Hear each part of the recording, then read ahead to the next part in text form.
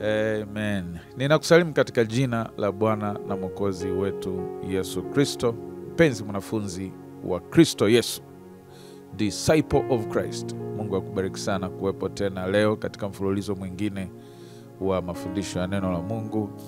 Na mimi mwalimu Mgisa Mtebe, naitwa mwalimu Mgisa Mtebe, mwalimu wako wa neno la Mungu kwenye kipindi hiki, kwenye channel yetu hii pendwa ya Mgisa Mtebe. Tunakuwa hapa katika juma hili hatuko makanisani, niko studio za nyumbani kukuletea ufunuo mwingine wa neno la Mungu juu ya namna ya kumaliza majira, mambo muhimu ya kufanya tunapofunga mwaka, mambo muhimu ya kuombea katika kipindi cha mwisho cha msimu. Tumeona kuna mambo muhimu ya kufanya msimu unapoanza. Tutarudia tena wakati wa kufungua mwaka, lakini pia kuna mambo muhimu ya kufanya kiroho kabisa katika kumalizia msimu au kumalizia wakati.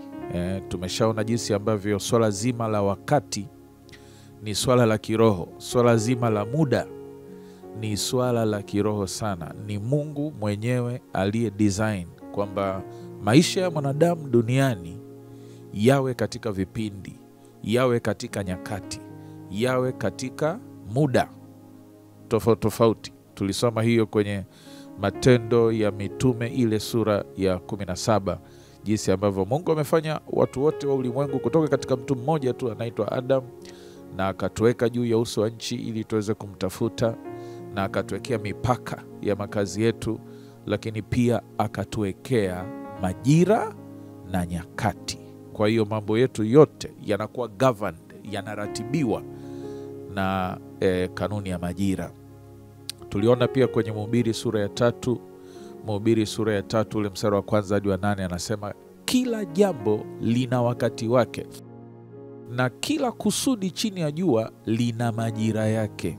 Kwa hiyo Mungu amedesign, Mungu ameset maisha yetu yaongozwe pia katika majira. Kwa ni lazima tujifunze namna ya kutembea katika majira aliyotuwekea Mungu, namna ya kuenenda katika nyakati ambazo Mungu ametuwekea, ili tuweze kustawi na ili tuweze kufanikiwa katika kulitimiza kusudi la Mungu kwenye maisha yetu.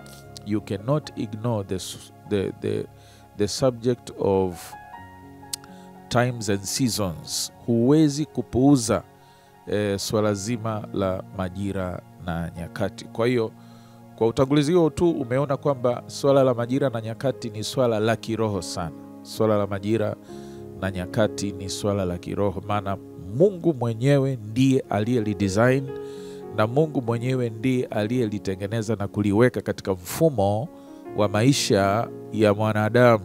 Mfumo wa maisha ya mwanadamu unatawaliwa pia na swala zima la majira na nyakati. Panapokucha asubuhi, jua linatokeza, hayo ni majira mapya. Jua linapoenda jioni, hicho ni kipindi kimeisha, tunaanza kipindi kingine cha usiku, na kina mambo yake. Yanayofanyika mchana, yanayofanyika usiku ni tofauti. Kwa hiyo ratiba za maisha yetu zinaongozwa na majira na nyakati. Inatuwekea mipaka. Baada ya kipindi fulani kupita, kuna vitu huwezi kabisa kufanya. Kwa mfano wakati wa masika, unaona hata miradi mingi ya barabara inasimama kwa sababu ya mazingira ya mvua. Alafu masika ikiisha, unaona miradi mingi ya barabara inaendelea. Tayari unaona maisha yetu yamekuwa governed, yametawalika na swala zima la nyakati. Hatuwezi kupanda mbegu wakati wa kiangazi, labda kama unamwagilia, lakini kama unasubiri mvua, basi hilo jambo halifanyiki mpaka iwe wakati wa masika au wakati wa kupanda mbegu. Na tutaendelea kujifunza namna ya kutawala na kumiliki nchi kwa utaratibu ambao Mungu ametupa. Kumbuka wito mkuu katika maisha ya mwanadamu, wito wa kwanza katika maisha ya mwanadamu ni kumiliki na kutawala nchi. Alisema kwenye Mwanzo sura ya 1 mstari wa 26 mpaka mstari wa 28, alisema tufanye mtu kwa sura yetu na mfano wetu, wakatawale samaki wa baharini, ndege wa angani na kila kitu kinachopita katika uso wa nchi. Kwa hiyo tumeumbwa kumiliki na kutawala. Kwa hiyo kuna namna ya kutumia kanuni za kiroho sasa ili uweze kutawala majira, Kuna baadhi ya mambo usipofundishwa utaishi chini ya kiwango, mtoto wa Mungu. Jambo mojawapo la msingi la wewe kufundishwa ni namna ya kutumia kanuni za kiroho kutawala majira na nyakati. Kuna nyakati zingine hatuwezi kuzibadilisha, lakini kuna nyakati zingine tumeruhusiwa kuzibadilisha. Vipindi vinaweza vikabadilishwa endapo kuna kusudi mahususi la kimungu linatakiwa lifanyike wakati huo, lakini mazingira au nyakati zake hazikuwa hivyo kwenye utaratibu wa mwanzo. Mungu anaweza akampa mwanadamu kibali cha kushift time and events, Kwa mfano kwenye Yohana sura ya pili, Yohana mtakatifu sura ya pili, tunaona Mariamu anamkimbilia Yesu wakati wa harusi ya rafiki zake. Rafiki za Mariamu waliishiwa kinywaji wakati foleni ya chakula bado ndefu. Mariamu alipoambiwa kwamba hii ni disaster, hii tayari ni aibu, hii tatizo, akafikiria hapa nifanyeje? Akamwangalia Yesu, akasema, Yesu, tuongee kidogo. Mama unasemaje? Akasema, Bwana, foleni ya chakula bado ndefu, si unaona kule? Lakini aibu inakuja kwa sababu divai imekwisha. Sasa tunafanyaje? Akasema, mama, na mimi nikusaidieje sasa? Yani saa yangu bado. Kwa hiyo tayari Mariamu alikuwa anajua kwamba kuna majira, kuna wakati ambao Mungu alikusudia Yesu aanze kazi duniani kwa ishara na miujiza. Kabla ya hapo Yesu anaweza tu kufundisha neno na kujadiliana maandiko, lakini hakuruhusiwa kufanya a miracle, hakuruhusiwa kufanya muujiza mpaka wakati fulani uliokusudiwa na Baba. Na Yohana sura ya 5:19 Yesu anasema mwana hafanyi neno lolote isipokuwa lile ambalo anamwona Baba anafanya. Kwa hiyo mama, siwezi kukusaidia kwa kweli. Ratiba ya Baba juu yangu kwa wito huu wa duniani haijafika. Yesu akarudi high table, akarudi meza kuu. Mariamu akafikiria, akasema, okay, kama Baba ndio ana ratiba, ngoja basi niende kwa babako. Kwa hiyo wewe umenikatalia, lakini ngoja niongee na mwenye ratiba. Kwa hiyo Mariamu akatoka. Hiyo haijaandikwa kwenye Biblia yako, ni Mgisa version. Najaribu tu kuimagine. Kwa hiyo Mariamu akaenda kuongea na Mungu. Ulinitokea kwa malaika na uliniambia nimepata neema. Ninaomba leo nione kwamba nimepata neema. Nina tatizo hapa la rafiki zangu. Nimemfuata Yesu. Yesu kasema eti ratiba yenu, saa yenu, wakati wenu haujafika. Lakini Mungu, please, ninaomba tu uingilie kati. Hii ni disaster, hii ni aibu, ni janga kwenye harusi ya rafiki zangu. Foleni ya chakula bado ndefu, kinywaji kimekatika. Ninaomba ufanye jambo. Yesu amesema eti saa yenu bado. Sasa kama muujiza wa kwanza ilikuwa ufanyike labda kwenye mji mkubwa kama Jerusalem, na sisi tuko kwenye kamji kadogo kama Kana ya Galilaya, labda muujiza wa kwanza ulikuwa ufanyike miezi 3 ijayo. Lakini huu ni mwezi wa 12. Yesu, Mungu Baba, please, ninaomba ratiba ya mwezi wa 4 au ya mwezi wa 3 irudi, ije ifanyike leo. Hilo jambo ambalo mlikuwa mmepanga lifanyike kwenye jiji kubwa kama Mwanza, kama Dar es Salaam, kama Arusha, Mbeya, Dodoma, ninaomba tufanye hapa kwenye kakijiji kadogo aka huku wilayani Ukerewe huku, au wilayani huku ndani kijijini. Ninakusihi, kama kweli nimepata neema mbele zako, ingilia kati. Nimekwambia hiyo haijaandikwa, ila mimi nilikuwa najaribu tu kufikiri inawezekanaje Yesu akatai kufanya muujiza na aeleze sababu kabisa ratiba ya Baba haijafika.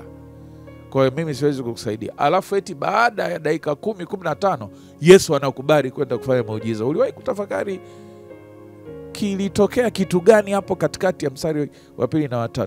Kilitokea kitu gani hapo katikati? Tafakari tu na wewe. Mimi nimetafakari hivi nilivyokuletea. Fikiri na wewe kwamba Yesu anamkatalia mama yake kwenda kufanya muujiza. Alafu baada ya muda kidogo Yesu anakubali kwenda kufanya muujiza. Alafu kabla Yesu hajaenda kufanya muujiza, Mariamu akapita jikoni. Sasa sijui ndio alikuwa anatoka kwenye kikundi, kwenye chumba cha maombi, au labda aliingia kwenye gari yake akafunga vioo, akafungulia mziki na AC kidogo, akaanza kung'ang'ana na Mungu. Biblia haituonyeshi. Au labda Mariamu alitafuta store, akaenda akajifungia kwenye store kule, akagombana na Mungu, akamng'ang'ania Mungu aingilie kati ile ratiba. Hatujui, lakini tunajua alikotoka alipitiliza jikoni, na alikuwa na uhakika na yatarajiwayo. Ina maana kuna kitu hapo Mariamu alishafanya kimaombi. Hiyo naamini mimi. Akaenda jikoni akawaambia, lolote atakalowaambia fanyeni. Kwa lugha nyingine, nishawasaidia. Nimeongea na baba yake.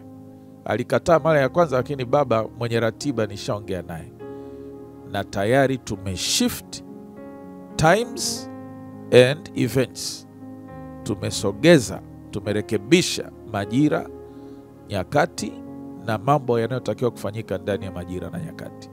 Nitakufundisha zaidi katika vipindi vinavyokuja masuala hayo ya namna ya kutawala majira na nyakati na kugeuza matukio yaliyotakiwa kufanyika kwenye majira fulani au kwenye nyakati fulani ili kulitimiza kusudi fulani la kimungu.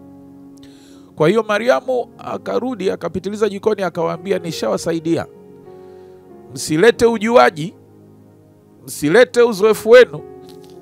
Anaweza kuja hapa akakueleza kufanya kitu cha kijinga, kitu cha kipumbavu kabisa, kisicholeta sense, kisicholeta maana. Usijidai mjuaji. Fanya hivyo hivyo atakachokwambia. Afu Mariamu akarudi meza kuu, high table. Ile amekaa tu pale, kamwangalia Yesu kama vile anamwangalia, anamuuliza, yani hujaona tu message kutoka juu? Nishaongea na babako. Baada ya muda kengele inalia kwenye moyo wa Yesu. Titinti, titinti. Yesu alipo login kuchungulia, anashangaa, anaambiwa na baba, nenda jikoni fanya muujiza. Nenda jikoni fanya muujiza. Ratiba ni leo, kwani muujiza wa kwanza? Mbona ratiba inaonyesha sio leo, ni mbele huko, tena sio kwenye kakijiji kadogo kama haka. Muujiza wa kwanza unatakiwa uwe na publicity kubwa kuutambulisha utumishi wangu na huduma yangu duniani. Jiji kubwa ndio lilitakiwa na vyombo vya habari vyote viwepo. Sasa huku kwenye haka kijiji, Mungu akasema, umekuja kufanya mapenzi yako, umekuja kufanya mapenzi yangu. Mapenzi yako baba. Nenda jikoni, nishaongea na mamako. Yesu alienda kwenda. Yesu alifanya muujiza akufanya. Na kama alifanya, mbona mwanzoni alikataa kufanya? Unafikiri pale mwanzoni alikuwa anatania? Alikuwa anamtania mama yake alipomkatalia na kusema, saa yangu bado, ratiba ya baba bado. Alikuwa anamaanisha. Lakini mbona baadaye alikubali kwenda kufanya ule muujiza? Uliwahi kufikiri? Uliwahi kutafakari? Okay, leo umesoma hiyo habari kwa jicho la mwalimu. Tutafakari wote. Ndio nakufundisha hapo. Kuna namna ya kuadjust time and events. Kuna namna ya kuadjust, kurekebisha majira na nyakati, ili mambo fulani yafanyike ndani ya majira yale. Hayo mambo yalitakiwa kufanyika, lakini majira yalikuwa labda hayako sawa, hayako suitable. Lakini Mungu anaweza akakupa kibali cha kuadjust, cha kurekebisha majira na nyakati ili mambo fulani yafanyike. Kwa hiyo somo zuri sana hili la namna ya kumiliki na kutawala majira na nyakati. Na kwenye kipengele kidogo nimechomoa sasa pointi ya namna ya kuombea majira ya mwisho. Kipindi cha mwisho cha kwenye majira fulani, kipindi cha mwisho cha kwenye nyakati fulani. Mungu akubariki sana wewe ambaye umepata nafasi ya kufuatilia kipindi hiki, kwa sababu tumeanza tangu tarehe 1. Tangu tarehe 1 ya mwezi wa 12 huu, mwezi wa mwisho wa mwaka. Hiki ni kipindi cha 6. Hiki ni kipindi cha 6 katika mfululizo wa mambo ya kuombea katika majira ya mwisho wa mwaka. Namna ya kutembea na Mungu katika majira ya mwisho wa mwaka.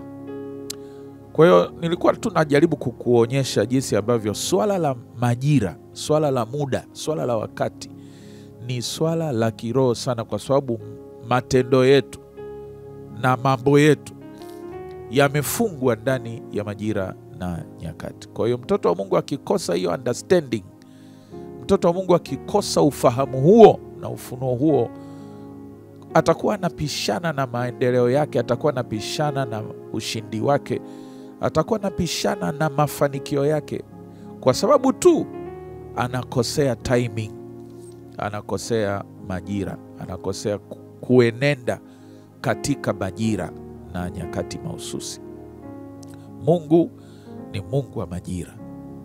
Kwenye dunia hii, tutakapohama kwenda kwenye dunia ile nyingine, Biblia inasema kutakuwa na mabadiliko mengi.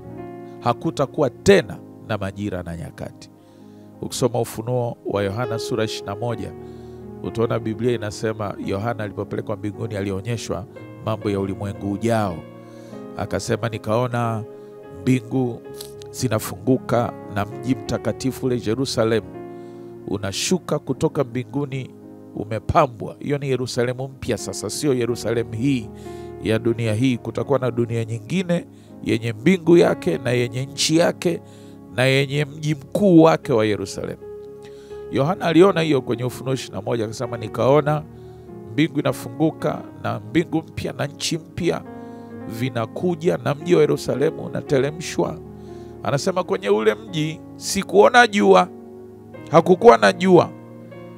Jua liko kwenye dunia hii tu, lakini kwenye dunia ijayo hakutakuwa na jua, kwa sababu nuru yake itatoka kwenye utukufu wa mwanakondoo Yesu Kristo. Yesu Kristo, ule mng'ao wake ndio utakuwa nuru ya mataifa, ndio itakuwa nuru ya dunia. Na kitu kingine ambacho hakitakuwepo kwenye ule ulimwengu ujao ni majira na nyakati. Anasema hakutakuwa na usiku.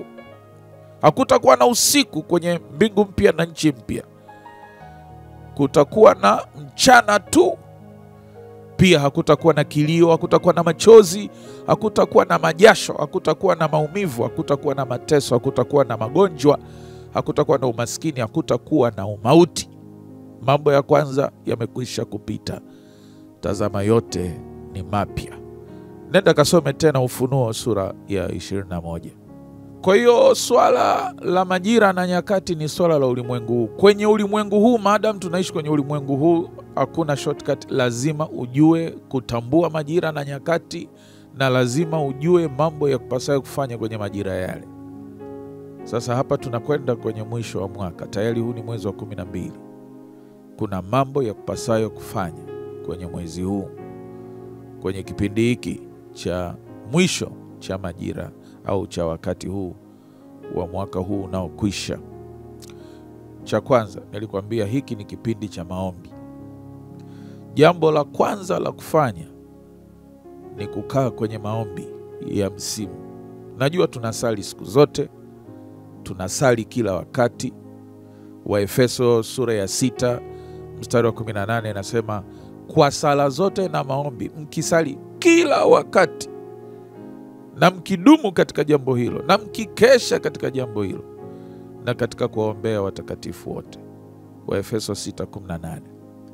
Kwa hiyo tunatakiwa kusali kila wakati, na huwa tunasali kila wakati.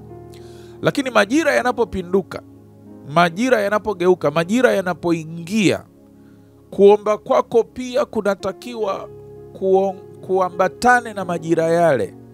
Lazima ujue kuomba kwa wakati. Kuna kuomba kila wakati, lakini pia unapoomba kila wakati, kuna namna ya kuomba kwa wakati unapoomba kila wakati.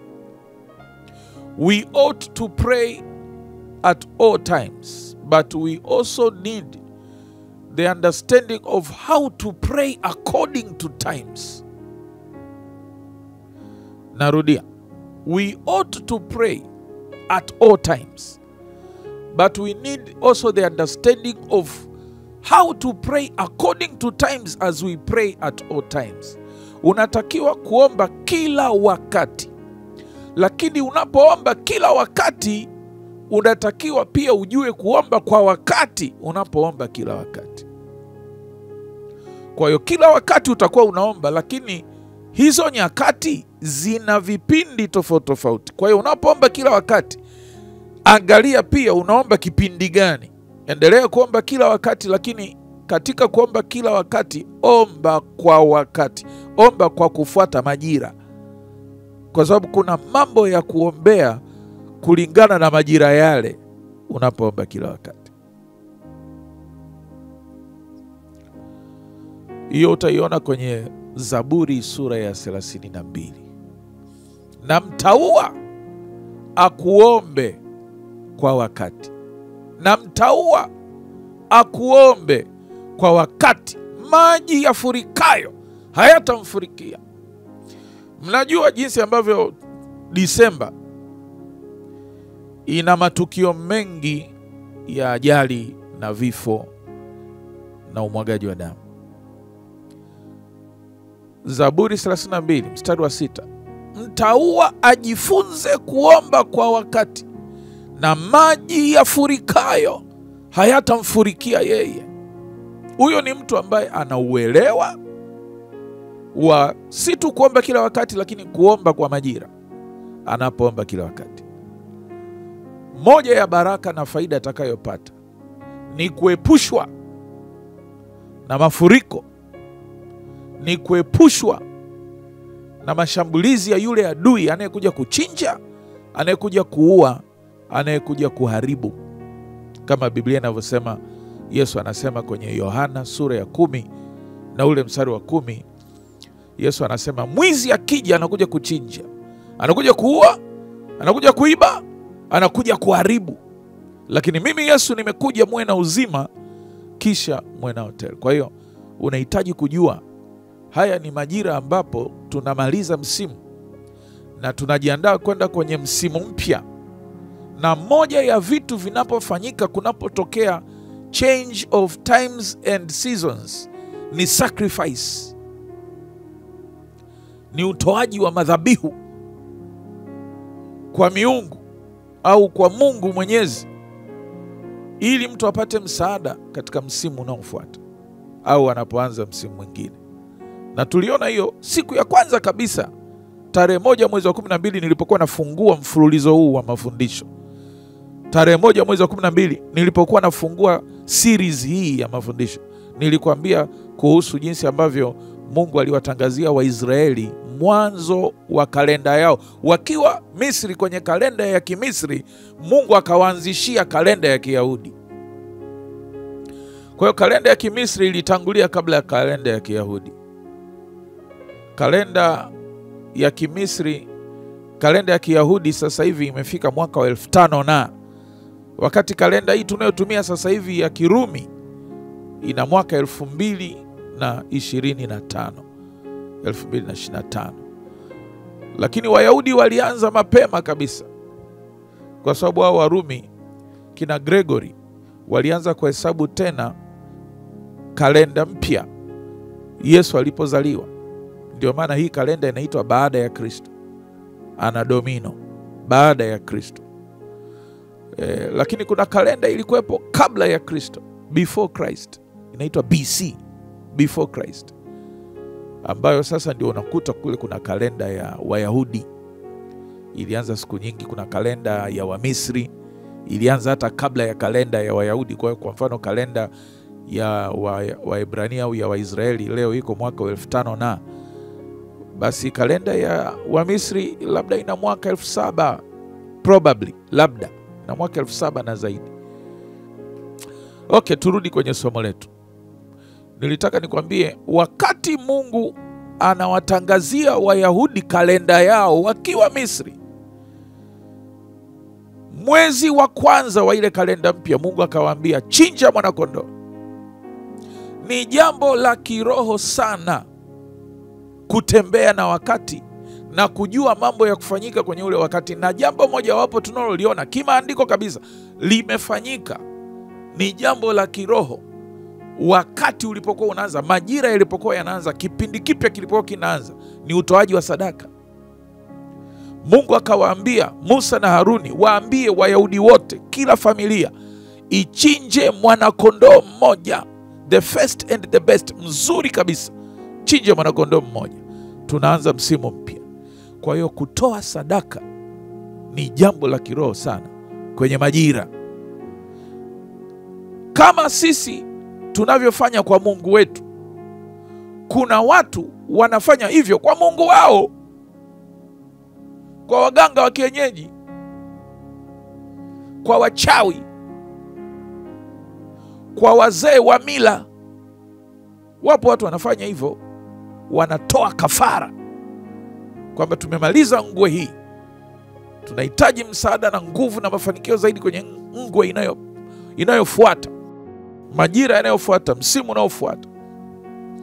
So ili wale wanaotoa sadaka na makafara kwa miungu yao, mambo hayo yasikupate na wewe, lazima ujue kuomba kwa wakati. Na ajenda mojawapo tutakayoitazama kwenye mfululizo huu wa mambo ya kuombea katika kumaliza msimu wa mwaka ni ulinzi. Tutaombea ulinzi. Sijafika kwenye hicho kipengele bado, lakini ndio tunakoelekea. Tunajifunza mambo ya kufanya, namna ya kutembea katika msimu wa mwisho wa mwaka. Ni jambo la kiroho sana. Swala la wakati is a very, very spiritual matter. This thing called seasons and times. Kwa hiyo Mungu amedesign, Mungu ameset maisha yetu yaongozwe pia katika majira. Kwa ni lazima tujifunze namna ya kutembea katika majira aliyotuwekea Mungu, namna ya kuenenda katika nyakati ambazo Mungu ametuwekea, ili tuweze kustawi na ili tuweze kufanikiwa katika kulitimiza kusudi la Mungu kwenye maisha yetu. You cannot ignore the subject of times and seasons. Huwezi kupuuza swala zima la majira na nyakati. Kwa hiyo kwa utangulizi huo tu umeona kwamba swala la majira na nyakati ni swala la kiroho sana. Swala la majira na nyakati ni swala la kiroho, maana Mungu mwenyewe ndiye aliyelidesign na Mungu mwenyewe ndiye aliyelitengeneza na kuliweka katika mfumo wa maisha ya mwanadamu. Mfumo wa maisha ya mwanadamu unatawaliwa pia na swala zima la majira na nyakati. Kwa hiyo tufuatane tuendelee sasa na mfululizo uliopita, na kushauri wewe ambaye ni mara yako ya kwanza kujiunga. Hiki ni kipindi namba 6. Huko nyuma kuna vipindi vingine 5. Tangu tarehe 1 tumeanza mfululizo huu. Kwa hiyo nakushauri urudie na kurudia uweze kuelewa mambo mengine tulioanza nayo. Leo nataka nipige hatua kwenye pointi inayofuata. Tulisema jambo la kwanza la kufanya unapoingia msimu mpya, kipindi kipya katika msimu huu unaokwenda kuisha sasa, unapoingia kwenye hiki kipindi cha mwisho cha msimu, unapoingia kwenye kipindi cha mwisho cha msimu, jambo kuu la kwanza ni kukaa kwenye maombi. Kila unapo switch periods, kila unapo switch vipindi, pale kwenye switcher pale, maombi ni ufunguo. Maombi ni ufunguo.